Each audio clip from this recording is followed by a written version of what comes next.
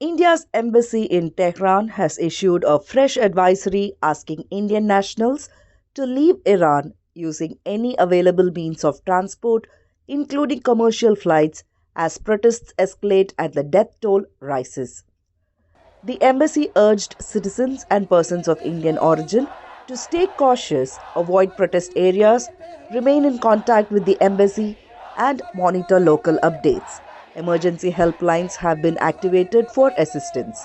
Indian nationals who are not yet registered with the embassy have been urged to do so on the MEA portal, with families in India requested to register on their behalf if internet service is disrupted in Iran. This advisory comes as Iran witnesses one of its most volatile phases in years, with the death toll from nationwide protests crossing at least 2,500. The protests began on December 28 after shopkeepers in Tehran reacted to another sharp fall in the value of rial, the Iranian currency. Inflation has grown to 40% thanks to the adverse impact of prolonged sanctions on the economy, the government's mismanagement and corruption, all of which have fueled public anger.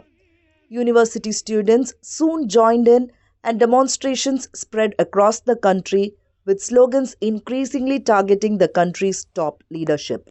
Human rights groups report protests in nearly 200 cities and more than 18,000 arrests. Authorities responded with force using crowd control weapons and live ammunition, while hospitals reported being overwhelmed. Iran's judiciary announced strict punishment for those involved. An internet blackout imposed on January 8 has limited information from inside the country. Iranian leaders said order has been restored. US President Donald Trump has taken a strong stance on the protests in Iran and the government's response. He has repeatedly warned that the United States could act if Iranian authorities continue killing peaceful protesters.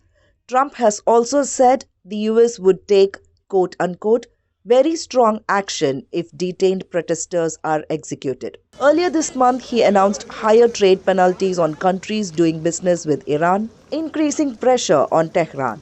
Trump has also encouraged Iranian protesters to continue demonstrating, asking them to take control of institutions and hold those responsible accountable.